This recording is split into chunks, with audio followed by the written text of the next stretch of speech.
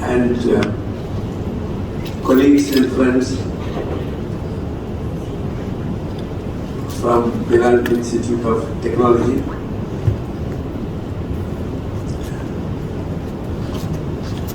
I just thought today, it's going to be my third or fourth day.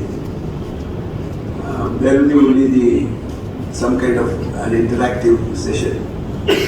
But since they asked me to speak something, I was just trying to think what I can speak really in that sense.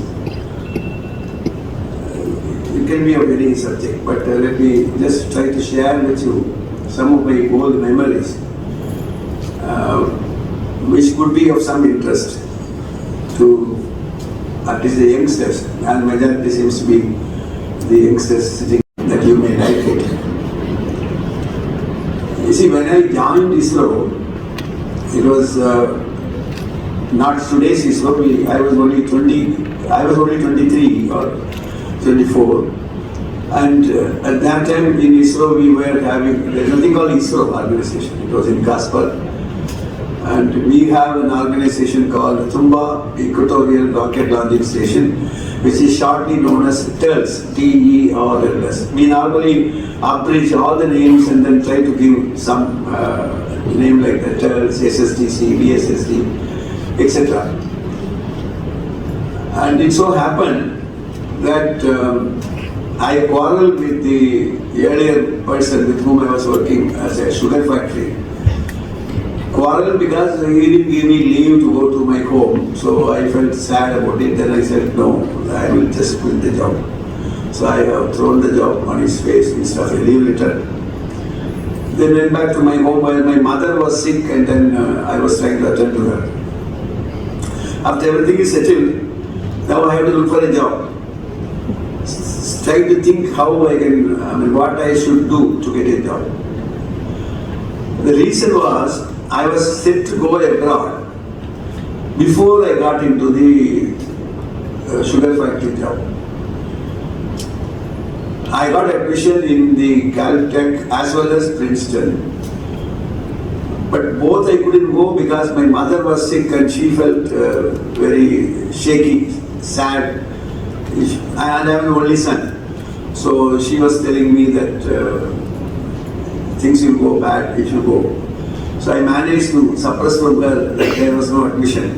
So there is no problem. I will continue to be there. So the first year passed, and the second year also passed. And my mother somehow felt about it, and then she said that every mother will stand for the glory of their son, and I am your bottleneck standing here on your way. I said nothing doing that, I am doing very well. So in order to suppress the whole thing, only I joined the sugar factory. Otherwise, I have nothing to do with sugar. And added to that, my professor told me, whatever comes as your first job, don't leave it, grab it, then try to do it. So when I joined the sugar factory, they gave me an impression. In fact, all that engineers there were diploma holders. I was the only degree holder there. I think that was a difference. So everybody looked at me with some kind of an affection, saying that what is this crack degree fellow comes here to do some job here. So they all told me to learn how to make sugar will take 1 year minimum. I also thought it could be 1 year. So I started looking at it. Sugar cane comes, you shred it, crush it, get the juice out of it, and then boil the juice, get the sugar out of it, and then pack the sugar. That's all the total technology. There is nothing more about it. Only thing is, when you talk about sugar cane shredder, you look at the shredder's knife. Then crusher, you look at the rollers. Then juice, then pumps. Actually, for a good mechanical engineer, this 1 week should be sufficient for you to understand the whole thing. Another week to analyze the whole thing, and get another week to appreciate and then become an expert. And fourth week, at any rate, you are a sugar engineer. There is nothing big about it. Anyway, I learned it. And the first quarrel I picked up with that gentleman, the chief engineer, was he was not very happy that when I say I understood the sugar technology, because he thinks that I have not understood. So normally the sugar factories are stopped in a periodicity so that they can do the maintenance of the various things. To the chief engineer, when I asked what kind of maintenance, he said pumps will be maintained. Because mainly the sugar juice pumps are there. I said, what is? Instead of one pump, you can have one more pump, so that when this pump is out of order, the other pump can be attended to. The immediate reply was, you think you are a superman. You didn't get the idea of, but actually that was never got the idea that he can put another pump.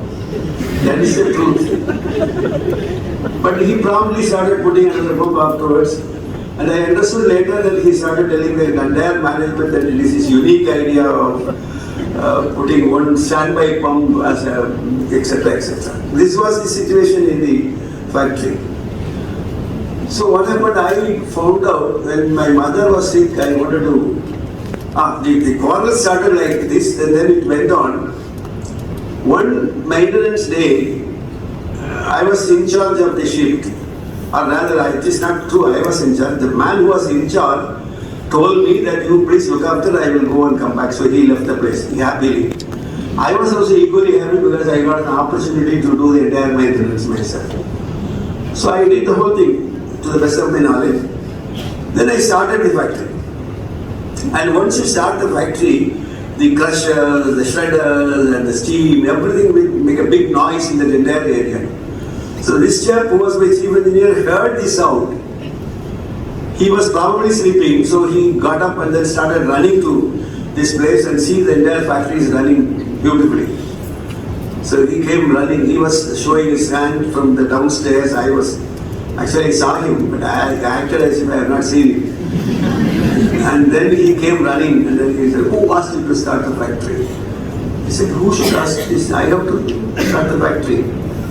But who asked you to stop the factory? I said, look, I want to know whether who asked me to stop the factory or who asked me to start the factory. It went on and he didn't like it, and then he took me to his office room and then he gave me a big dressing. I didn't like it honestly because for me I considered that it is not a job which suits me. That's why I kept on telling people that go to a job which you like. So from that day onwards we became good friends. So we were not getting along. So when I went to him stating my mother is not well, I got a telegram. Then he said, I can create so many such telegrams. I should only leave, only one telegram is required. Why you should create so many telegrams? So he said, no, I am not giving you leave. Who will look after the shift? I said, I have asked my colleagues, they will take care of my shift also. Are you the chief engineer? Am I the chief engineer? I said, definitely you are the chief engineer. Anyway, finally he said he is not giving me leave, so I felt that there is no question of any compromise. Came out of his room, wrote a letter of resignation for personal reasons, I gave resign my job, etc. And then went to him. He thought that I am coming with another letter. I said, it is not a leave letter, it is a job, you keep it with you. I am not interested in your job anymore. So I left the place. That is how I came to my place. Now I have to look for a job. Okay, I can't go back. I have already decided. There was a newspaper which was used to bring some something like pulp, some kind of a thing, grocery. So I took that paper and there was an advertisement for the Tumba Equatorial Rocket Launching Station. I remember the date, it was 18th of August. There is a last date for the application. That is the date I am looking at the newspaper. So I said, all right, let me go tomorrow. So I went there next day. Somehow found it difficult to locate the place because it was only a church building and a bishop house. These are the only two buildings there. There is no other building. And there is a security gate and one CIS fellow was sitting there, half sleeping, and that is his usual spirit. Somehow I managed to get in. And what was more interesting to me was I asked him, I want to go for seeing the administration. He asked, for what? I said, I want to apply. He immediately opened the door. For him to get back with me, this is the only answer he required. I don't know why he is sitting there. So I went there. Administration said, I told him that this is what I want to apply for. Then they said, yesterday was the last day, you can't apply anymore. I told him that, can I see the director? And the director was sitting in the bishop house, next house. So I went there, Mr. H.S. Murthy, a respectable, very high intelligent engineer. He became later in charge of the peaceful use of outer space application in the UN. So he asked me, I said, sir, I am so and so. Yesterday was the last day. When I asked this guy, he doesn't permit me to apply. But if somebody is applying from Madras, he would have applied yesterday, you will get the application only tomorrow or day after. So I am giving you earlier than that. Why I can't be entertained? This was my request. Then he said, yes, you can get. Then I asked him, I am not going to give you any experience certificate because I fought with my whole life. So he will not give me any experience certificate, etc. He said, no problem. Somehow that frankness with which I told him, the boldness with which I approached him, whatever you call it, he was impressed. And then very soon he got the interview card and I attended the interview. And I got my appointment order within very short time. Actually, I got it on the 11th and 12th I joined of September. 12th September. But before that, I wanted to make sure that here was also another place where I should not fight. So I wanted to make sure that this organization suits me. So I inquired and then finally they said there is an Indira Bhavan, there is some people who are working in this area, they are staying there so you can go and have it. So I inquired and then I went and approached one Aravamudan. His name is, shortly he has made it as Dan. His full name is Aravamudan. And I asked him, Mr. Dan, I want to check with you. Then he said, no, don't ask me. That shorty, that fellow, you go and ask him, he will tell you. So I just went there. I asked him. Then he said, no, we are not here to tell you anything about it. I said, I am not here for any recommendation. I just wanted to check with you whether this organization will suit me.